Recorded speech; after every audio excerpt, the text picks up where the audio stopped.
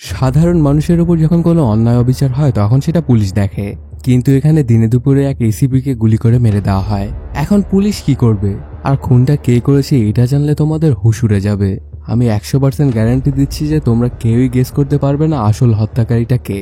বলছিলাম সদ্য মুক্তিপ্রাপ্ত শাহিদ কাপুর অভিনীত দেবা মুভিটির কথা। তো কোনো স্পয়লার না দিয়ে আর কোনো সময় নষ্ট না করে চলো তাহলে গল্পের মধ্যে ঢুকে পড়া যাক। সিনেমা শুরুতে দেখা যায় দেব আম্ব্রে নামক এক পুলিশ অফিসার বাইক নিয়ে যাচ্ছিল। ফোনে কথা বলার সময় সে কাউকে একটা বলছিল, আমি কেসটা সমাধান করে ফেলেছি, আমি জানি যে হত্যাকারীটা কে। ঠিক তখনই দেব দুর্ঘটনার শিকার হয়ে যায়। পরদিন শহরে গুন্ডাদের মধ্যে তো খুশির ধুম পড়ে যায় যে দেব মারা গেছে। সবাই ওর ভয়ে ভয়ে থাকতো, আর এখন ওরা শান্তিতে গুন্ডাগার্দিও করতে পারবে। এদিকে দেখা যায় দেবকে হাসপাতালে ভর্তি করা হয়েছে। সেখানে ফারহান নামের আরেক পুলিশ অফিসারকে দেখা যায়। বিভিন্ন জনের কল রিসিভ করে সে এটা এনশিওর করছিল যে দেব এখনো মারা যায়নি, সে একটা টাইগার আর এত সহজে সে মরবে না। আর কেবিনে অজ্ঞান হয়ে পড়ে আছে দেব। নার্স ওর স্যালাইনটা পাল্টে দিয়ে যাওয়ার সময় খেয়াল করে জ্ঞান ফিরেছে দেবের। পরে ফারহানও চলে আসে সেখানে, আর কেসটা সম্পর্কে জিজ্ঞাসাবাদ করতে থাকে। আসলে দুর্ঘটনার আগে দেব ফারহানের সাথেই কথা বলছিল, কিন্তু এই দুর্ঘটনায় দেব তার মেমোরি হারিয়ে ফেলেছে। ওর কিছুই মনে নেই, এমনকি সে যে কে এটাও মনে নেই ওর। তখনই কাহিনীটা ফ্ল্যাশব্যাকে চলে যায়। দেখা যায় ফারহানের বিয়ে হচ্ছে। সেখানে দেব খুব নাচানাচি করতে থাকে। ওরা দুজন বন্ধু হলো একদম ভাইয়েরই মতো। আর দেবের বোনের সাথে বিয়ে দিচ্ছিল ফারহানের। খুব সুন্দরভাবেই হয়ে যায় ওদের বিয়েটা। সেখানে দিয়ার সাথে দেখা হয় দেবের। আসলে দিয়া দেবের নিচে কাজ করা এক কনস্টেবলের মেয়ে। ওকে দেখেই ভালো লেগে যায় দেবের। এদিকে দেখা যায় রাস্তায় চেকিং হচ্ছে। সেখানে ইনচার্জ রয়েছে রোহান ডিসিলভা নামের এক পুলিশ অফিসার। আসলে শহরের প্রভাত যাদব নামের এক সন্ত্রাসী ঢোকার কথা টের পেয়েছে পুলিশ, তো ওকে ধরার জন্যই এত কারবার। চেকিং করার সময় হঠাৎই সেখানে একটা নেতা চলে আসে। ওর নাম জয়রাজ আপটে। সে কিছুতে তার গাড়ি চেক করতে দিবে না বলে দেয়।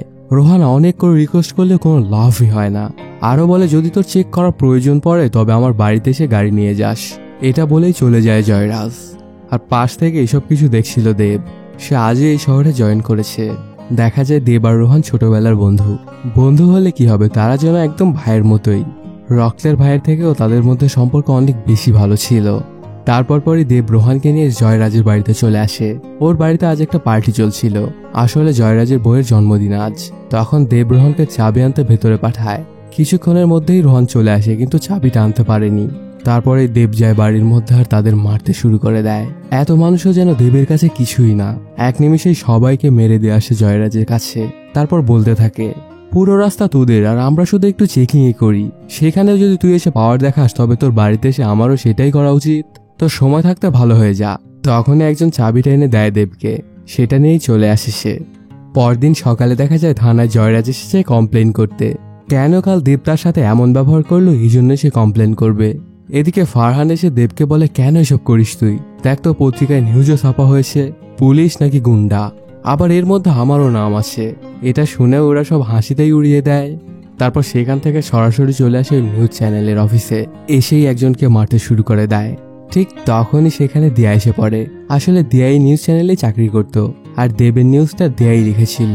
তখন দেব বলে, মাফিয়া লেখো আর যাই লেখো আমার কোনো সমস্যা নেই, কিন্তু অন্য কাউকে এর মধ্যে টানিও না। ওনারা আমার মতো না, সবাই সৎ পুলিশ অফিসার। তো নেক্সট টাইম যাই লিখবা আমার নামে লিখবো, ওদের কারো নামে লিখবা না। এটা বলেই সেখান থেকে চলে আসে দেব। সেদিন বিকেল বেলায় দেখা যায় প্রভাত যাদবের খোঁজ পেয়েছে আবারও পুলিশ। শহর থেকে দূরে একটা শুনশান জায়গায় এক বাড়িতে আছে প্রভাত। তো পুলিশ টিম সেখানে এসে পৌঁছে আস্তে আস্তে আগাতে থাকে। আর দেব এখানে আসার উদ্দেশ্যেই রওনা হয় থানা থেকে। যেতে যেতে সে ফোনে কথা বলছিল। ঠিক তখনই ফোনের লাইনটাও কেটে যায়। তারপর দেবও এসে পৌঁছে সেখানে। ততক্ষণে দুজন পুলিশ অফিসার ঢুকে গেছে বাড়ির মধ্যে, আর বাকিরাও আগাচ্ছে। ঠিক তখনই হয় ধামাকা। ভেতরে থাকা দুজন সেখানেই মারা যায়, আর গুরুতর জখম হয় একজন, আর খানিকটা চোট পায় দেব। আর অন্য দিক দিয়ে দেখা যায় পালিয়ে যায় প্রভাতরা। এটাতে দেব অনেক কষ্ট পেয়ে যায় যে ওর চোখের সামনে এমন ঘটনা ঘটে গেল, সে কিছুই করতে পারলো না। যে লোকটা জখম হয়েছিল সে ছিল দিয়ার বাবা। ওর ইনজুরি এতটাই বেশি ছিল যে সে আর কখনো উঠে দাঁড়াতেও পারবে না। এ পর্যায়ে দিয়া দেবকে বলতে থাকে, এটা কেমনে সম্ভব? যখনই প্রভাত যাদবকে ধরতে যায় পুলিশ তখনই সে পালিয়ে যায়। আমার তো মনে হয় তোমাদের মধ্যে কেউ ওর খবরই আছে। পুলিশের সকল মুভমেন্ট সম্পর্কে যাদবকে সেই অবগত করে। সেদিন রাতের বেলায় দেখা যায় দেব আর রোহান বসে এগুলো নিয়ে কথাবার্তা বলছিল। ঠিক তখনই রোহানের বাবা চলে আসে। তিনি দেবকে একদমই পছন্দ করে না, কারণ বাবা চাইতো না যে রোহান পুলিশ হোক। তিনি চাইতেন রোহান তার ব্যবসা সামলাক। কিন্তু দেবের সাথে থেকে থেকে রোহানও দেবের মতোই হয়ে যাচ্ছে। আর দেব তো পুলিশের চাকরি পেয়েছে নিজের বাবাকে পুলিশে ধরিয়ে দিয়ে। দেবের বাবা অনেক বড় মাপের সন্ত্রাসী ছিল, কিন্তু বাবার কোনো কথাই গায়ে লাগায় না রোহান। পরদিন সকালবেলাতেই প্রভাত ইয়াদবের খোঁজ আবারও পায় পুলিশ। সাথে সাথে সেই এলাকায় বড়সড় একটা ফোর্স নিয়ে চলে আসে দেব আর রোহান। এখানে এসে ড্রোনের মাধ্যমে ইয়াদবের এক্স্যাক্ট লোকেশনটা ট্র্যাক করতে শুরু করে। খুঁজতে খুঁজতে ঘরের মধ্যে পেয়ে যায় ইয়াদবকে। ওই ড্রোনটা দেখে টের পেয়ে যায় ইয়াদব, এটাতে ড্রোন ধ্বংস করে দেয় সে। তখন পুলিশ ফোর্স যেতে থাকে ইয়াদবকে চারদিক থেকে ঘিরে ফেলতে। ঠিক তখনই সেই এলাকার সব সাধারণ মানুষও কেন জানি পুলিশের ওপর অ্যাটাক করে বসে। পুলিশ তো কিছুই বুঝে উঠতে পারছে না যে হচ্ছেটা কি। এদিকে ইয়াদব পালিয়ে বের হয়ে যায় আর একটা ধামাকা করে যেতে থাকে। এটা দেখে ফেলে রোহান আর ইয়াদবকে পিছা করতে শুরু করে দেয়। আর এপাশে ফাইট করছিল দেব, সবাইকে বেধম মারতে থাকে দেব। এতজন মানুষও যেন ওর কাছে কিছুই না। এদিকে রোহান পেয়ে যায় ইয়াদবকে আর শুরু হয়ে যায় ওদের মধ্যে তুমুল মারামারি। কিন্তু কোনোভাবেই রোহান ইয়াদবের সাথে পেরে উঠছিল না। এক পর্যায়ে রোহানকে ধরাশায়ী করে ফেলে ইয়াদব আর ওর মাথায় বন্দুক তাক করে ফেলে। ঠিক তখনই দেব পেছন থেকে গুলি করে ইয়াদবের মাথায়, মারা যায় ইয়াদব। তখন দেব বলে, একে আমি না তুই মেরেছিস, এটাই জানবে বাকি সবাই। এতে তোর বদমেজাজি বাপও তোকে বাহবা দিবে। এটা শুনে প্রথমে কোনোভাবেই রাজি হয় না রোহান, কিন্তু অনেকবার বলার পর রাজি হয়ে যায় সে। পরদিন রোহানের এই সাকসেসের জন্য একটা বড়সড় পার্টি রাখে বাবা। সেখানে রোহানের বাবা খুব গর্বের সাথে বলে তার ছেলের সম্পর্কে। এটা দেখে অনেক ভালো লাগে দেবের। এটা এক প্রকার রিভেঞ্জ রোহানের বাবার উপর। পার্টি চলতে থাকলে হঠাৎই রোহান তার প্রেমিকা রেবিকাকে বিয়ে করার জন্য প্রপোজ করে। রেবেকাও খুশি খুশি হাঁ করে দেয়। খুব সুন্দরভাবে শেষ হয় ওদের পার্টিটা। কিছুদিন পরে রোহানকে তার বীরতার জন্য গ্যালেট্রি অ্যাওয়ার্ড দেওয়া হয়। তারপর রোহান দু কথা বলতে থাকে, এই অ্যাওয়ার্ড আমি পেয়েছি মানুষকে মারার জন্য। যদিও মানুষ মারা ঠিক না, তবে কোনো কোনো ক্ষেত্রে মারার প্রয়োজন পড়ে যায়। আমি সবসময় আমার ডিউটিকে বেশি প্রায়োরিটি দিয়েছি। এটুকু বলতেই হঠাৎ একটা গুলি এসে সোজা রোহানের হাট ছিদ্র করে দেয়। মাটিতে লুটিয়ে পড়ে রোহান। কাহিনীটা প্রেজেন্ট টাইমে চলে আসে। ফারহান কাহিনীটা বলছিল দেবকে। তারপর বোনের কল আসলে কথা বলে দেব। ওকে বাড়িতে নামিয়ে দিয়ে আসার সময় একটা পেন ড্রাইভ দেয় দেবকে। এটাতেই রোহানের হত্যার কেসের ফাইন্ডিংস আছে, যেটা ইনভেস্টিগেট করতে গিয়েই দেবের অ্যাক্সিডেন্টটা হয়েছিল। সেখান থেকে দেব সোজা বাড়িতে চলে আসে আর রোহান হত্যার কেসটা নিয়ে স্টাডি করতে শুরু করে দেয়। কাহিনীটা আবার ওই অ্যাওয়ার্ড সেরিমনিতে চলে আসে। রোহানকে মারার পর একটা ক্যামেরা নিয়ে দেব দেখতে পায় একটা বিল্ডিং থেকে একজন স্নাইপার হাতে পালাচ্ছে। সাথে সাথেই চলে আসে সেখানে আর খোঁজাখুঁজি শুরু করে দেয়। অনেক খোঁজাখুঁজির পরেও কাউকেই পায় না সেই পুরো বিল্ডিংটাতে। পরদিনই পুরো রাষ্ট্রীয় মর্যাদা সম্পন্ন হয় রোহানের শেষ কার্য। সবাই ওর এই অকাল মৃত্যুতে অনেক কষ্ট পায়। তখনই দেব ডিসিপি ফারহানকে বলতে থাকে, ওরা আমাদের ফাংশনে এসে আমাদের ভাইকে মেরেছে, এবার আমরাও ঢুকবো প্রতিটা গলি মহল্লায় যেসব জায়গাকে আমরা আগে থেকে ছাড় দিয়ে রেখেছিলাম, খুঁজে খুঁজে একটা একটা করে মারবো এবার। কিন্তু এবার আমার ফুল ফ্রিডম লাগবে। এসব কথা শুনে ফারহানও রাজি হয়ে যায়। সেদিন থেকে ইনভেস্টিগেশন শুরু করে দেয় দেব। সেদিন ক্যামেরাটা দিয়ে যাকে দেখেছিল তার একটা স্কেচ বানিয়ে নেয় দেব। এটা কে ছিল জানার জন্য প্রভাত ইয়াদবের সেকেন্ড ম্যান বান্টিকে প্রয়োজন ছিল। বেল এসে এখন বাহিরে, তো বেরিয়ে পড়ে ওকে খোঁজের উদ্দেশ্যে। যেতে যেতে ওকে পেয়ে যায় রাস্তায়। তারপর গাড়ি থেকে ওকে ফালানোর চেষ্টা করে। না পারা পিছা করতে করতে চলে আসে একটা মহল্লায়। কিছুক্ষণের মধ্যেই ধরে আনে বান্টিকে। তারপর ওকে স্কেচের ছবিটা দেখায়, কিন্তু কিছুই জানে না বান্টি। তাকে অনেক মারধর করার পরও কিছুই বলতে পারে না বান্টি। এটা দেখে ওর বউ চলে আসে আর বান্টিকে বাঁচানোর চেষ্টা করে। সাথে সাথেই ওর বউয়ের মুখের মধ্যে বন্দুক ঢুকিয়ে দেয় দেব। ওকে দেখে একদমই পুলিশ মনে হচ্ছিল না, সেই যেন আসল ভিলেন। এগুলো দেখে বান্টির অনেক গুন্ডা পান্ডা আসতে থাকে বান্টিকে বাঁচাতে। তখনই সেই স্টাইলে বন্দুক লোড করে পা দিয়ে রেডি হয়ে যায় দেব।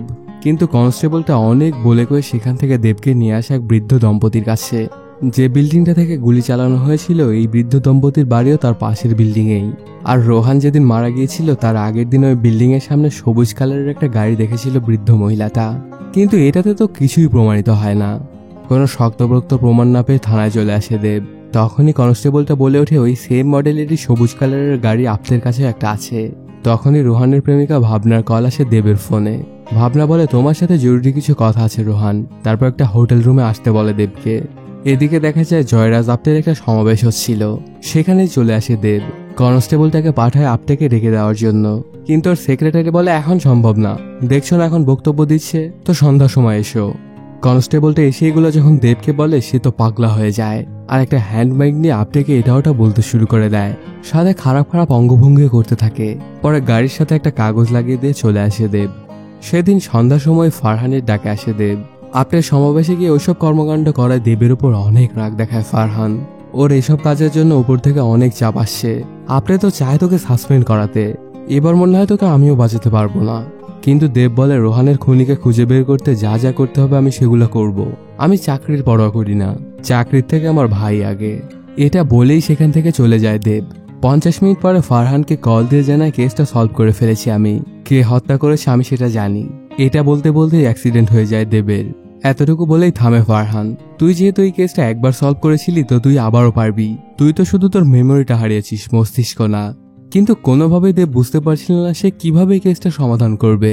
তারপর ফারহান এসে দেবকে তার বাড়ির সামনে নামিয়ে দিয়ে চলে যায়। ঠিক তখনই দুজন লোক আসে একটা অ্যাড্রেস জানতে, আর আচমকায় দেবকে অ্যাটাক করে বসে। দেব কিছু বোঝার আগেই ওদেরকে মারা শুরু করে দেয়। দেবের হাত যেন একা একাই চলছিল। পরক্ষণে আরো লোকজন আসে ওকে মারার জন্য। আসলে বান্টির বউয়ের সাথে সেদিন দেব ওইরকম ব্যবহার করার জন্য ওকে অ্যাটাক করছে বান্টি। ঠিক তখনই দেব আবারও সেই স্টাইলে পা দিয়ে বন্দুক লোড করে রেডি হয়ে যায়। এটা দেখে এবারকার মতো ওকে ওয়ার্নিং দিয়ে ওরা চলে যায় সেখান থেকে। বাসায় এসে দেব তো চিন্তায় পড়ে যায়, কিভাবে সে এই কেসটা সমাধান করবে কিছুই বুঝে উঠতে পারছিল না সে। কিছুক্ষণ পরেই দিয়া দেখা করতে আসে দেবের সাথে। যদিও দেবের কিছুই মনে পড়ছিল না দিয়ার সম্পর্কে, তারপরেও তার সাথে অভিনয় চালিয়ে যায়। দেব যে তার মেমোরিটা হারিয়ে ফেলেছে এটা দেব, ফারহান আর ডাক্তার ছাড়া কেউই জানতো না। দিয়ার থেকে সে জানতে পারে ওই অ্যাক্সিডেন্টের আগে দিয়ার সাথে তার কথা বা দেখা হয়নি দেবের। তাহলে মধ্যের 20 মিনিট সে কোথায় গিয়েছিল? পরদিন সকালে দেবের অ্যাপয়েন্টমেন্ট ছিল সাইকিয়াট্রিস্টের সাথে। সেখানে গেলে ডাক্তার জানায় তোমার মেমোরি হয়তো বা সময়ের সাথে সাথে চলে আসবে। দুর্ঘটনার আগের দেব আর এখনকার দেব এক নয়। সেটা যদি দেব এ হয় তাহলে তুমি হলো দেব বি। তবে দেব এর শারীরিক সবকিছুই তোমার পেশি মনে রেখেছে, একটু সময় দাও বাকি সবকিছু মনে পড়ে যাবে তোমার। সেখান থেকে দেব সোজা চলে আসে থানায়। ওকে ইউনিফর্মে দেখে তো সবাই অবাক হয়ে যায়, কারণ দেব কখনোই ইউনিফর্ম পরতো না। তারপর কেস নিয়ে আলোচনা করার সময় দেশের সবচেয়ে ভালো স্নাইপার ব্যবহার করা গুন্ডাকে রাখতে বলে দেয় দেব। তারপরে চলে আসে কোর্টে। বান্টির বইয়ের মুখে বন্দুক ঢুকে ভয় দেখানোর জন্য কেস করেছিল সে।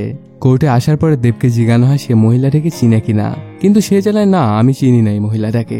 তখন কোর্টে সেই দিনের করা একটা ভিডিও দেখানো হয়, যেখানে ছাপ দেখা যাচ্ছে দেবের বিরুদ্ধে যেসব আরোপ লাগানো হয়েছে সেগুলো সবই সত্য। তখন দেবের উকিল জজের থেকে কিছুদিনের সময় চায়, কারণ দুর্ঘটনা থেকে দেব এখনো পুরোপুরি সুস্থ হয়নি। তো জাজ দেবকে 2 মাসের সময় দেয়। সেখান থেকে দেব চলে আসে তার ফোন নিতে। দোকানদার আগামীকাল দিতে চাইলে তাকে মেরে ধরে ফোনটা আজই নিয়ে নেয়। সেখানে দিয়ার সাথে কাটানো ক্লোজ মুহূর্তের কিছু ছবি দেখতে পায় দেব। হঠাৎই দেব খেয়াল করে রাস্তা দিয়ে একটা নীল গাড়ি যাচ্ছিল, কিন্তু সেটা যখন হলুদ লাইটের নিচে যাচ্ছিল তখন গাড়িটা সবুজ মনে হচ্ছিল।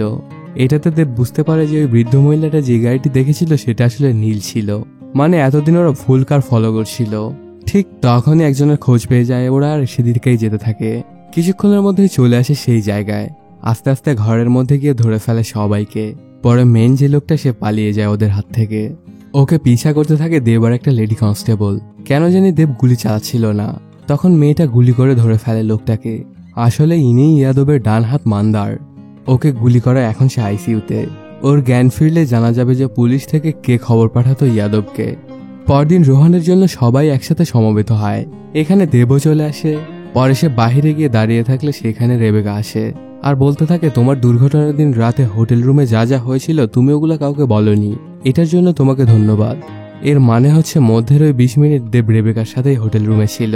ওই হোটেলে রেবেকার সাথে কি হয়েছিল দেবের সেটা একটু পরেই জানতে পারবে।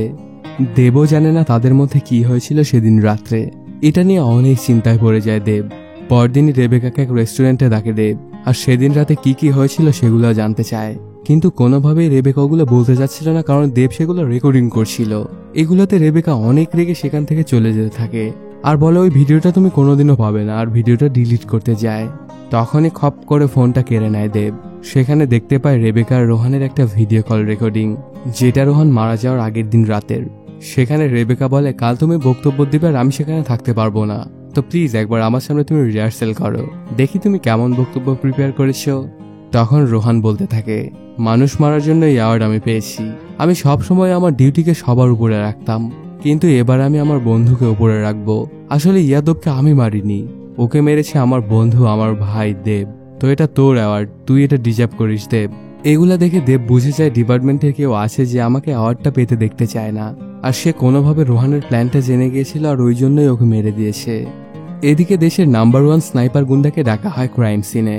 তারপর তাকে ওই বিল্ডিং এ নিয়ে যাওয়া হয়, কিন্তু লোকেশন দেখে সে জানায় এখান থেকে মারা অসম্ভব, কখনোই গুলি টার্গেটে লাগা সম্ভব না, কারণ পুরোটাই ফাঁকা জায়গা আর অনেক বাতাসও বেশি।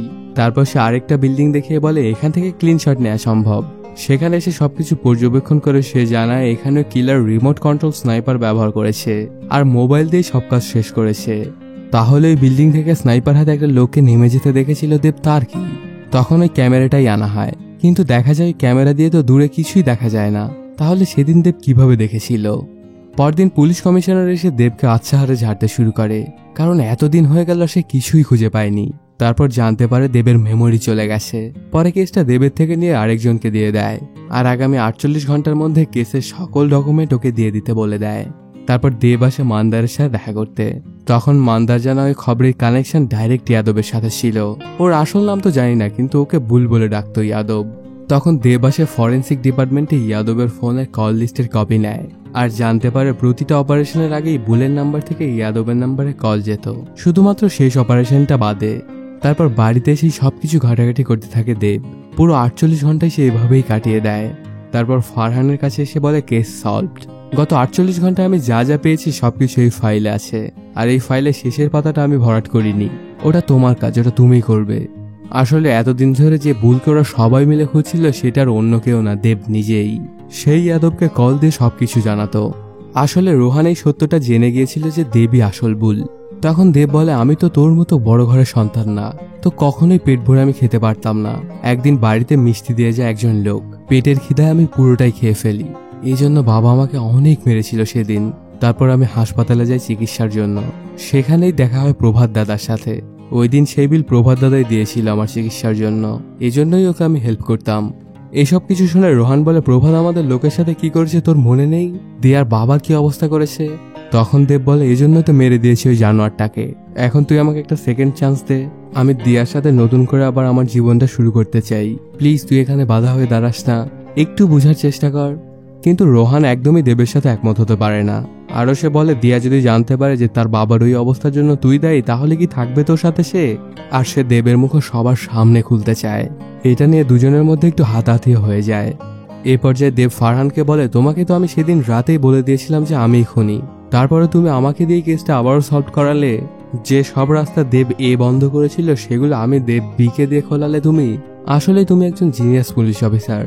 আসলে সেদিন রাতে দেব ওই রিমোট কন্ট্রোল স্নাইপারটা জায়গা মতো ফিট করে দেয়, মোবাইল দিয়েই সুন্দর করে টার্গেটটা ফিক্স করে ফেলে। আর সেই অ্যাওয়ার্ডের দিন রোহান যখন বক্তব্য দিচ্ছিল তখন পাশ থেকে মোবাইল ব্যবহার করে শট নিয়ে মেরে দেয় রোহানকে। তারপর স্নাইপারটা সে নিজের বাড়িতেই বিভিন্ন জিনিসপত্রের মধ্যে লুকিয়ে ফেলে আর ইচ্ছা করে পুরো কেসটাকে ঘোলাটে করতে থাকে দেব। ওই বিল্ডিংটা কোনো মানুষ না দেখেই বলে যে মানুষ দেখেছে সে। তারপর প্রভাতের লোকদের দিকে তীর ছড়ে। ওর একটাই চাওয়া পাওয়া ছিল যে সে যেন ধরা না পড়ে যায়। অ্যাক্সিডেন্টের রাতে রেবেকা যখন দেবকে ডেকে রোহানের সেই ডেমো স্পিচটা দেখায়, এটাতে দেব বুঝতে পারে সে কত বড় ভুল করে ফেলেছে। সে ভাইয়ের থেকেও আপন বন্ধুরাকে মিসআন্ডারস্ট্যান্ডিং এর জন্য মেরে ফেললো। এজন্য সে ফারহানকে কল দিয়ে সবকিছু বলে দেয় যে আমি রোহানের খুনি। তারপর পরে ওর অ্যাক্সিডেন্টটা হয়ে যায়। ফারহানের ওকে দিয়ে কেসটা সলভ করানোর মূল কারণটা ছিল ফারহান শুধু এটুকু জানতো যে খুনটা দেব করেছে, কিন্তু কেন করেছে বা কিভাবে করেছে এটা তো জানতো না। তো এই জন্যই সে এই চালটা চেলে দেয়। ফারহান দেবকে ধরার আগে বলে আমি একটু দিয়ার সাথে দেখা করতে চাই। তখন গিয়ে দিয়াকে সবকিছু খুলে বলে। এটাতে দিয়া ওর নামের নিউজটা সবার আগেই করে। 6 মাস পরের কথা, জেলের ভেতরে কয়েদিরা সিগারেট খাচ্ছিল। তখন এক পুলিশ এসে ওদেরকে ধমকাতে থাকলে কয়েদিরা সবাই মিলে পুলিশদের বেধম মারতে থাকে। এতগুলো কয়েদির সাথে একদমই পুলিশরা পেরে উঠছিল না। ঠিক তখনই দেব চলে আসে লাঠি হাতে আর কয়েদিদের আচ্ছাহারে পিটাতে শুরু করে দেয়। আর এর মাধ্যমে শেষও হয়ে যায় সিনেমাটি। এবার তোমরা সত্য সত্য কমেন্ট করো যে কারা কারা গেস করতে পেরেছিলে যে আসল খুনিটা কে। তো বন্ধুরা, কেমন লাগলো আজকের এই এক্সপ্লেইনটা জানাতে কমেন্ট করো। আর যদি এখনো চ্যানেলটিকে সাবস্ক্রাইব না করে থাকো তাড়াতাড়ি সাবস্ক্রাইব করে নাও। দেখা হচ্ছে নতুন কোনো ভিডিওতে। Till then, সায়োনারা।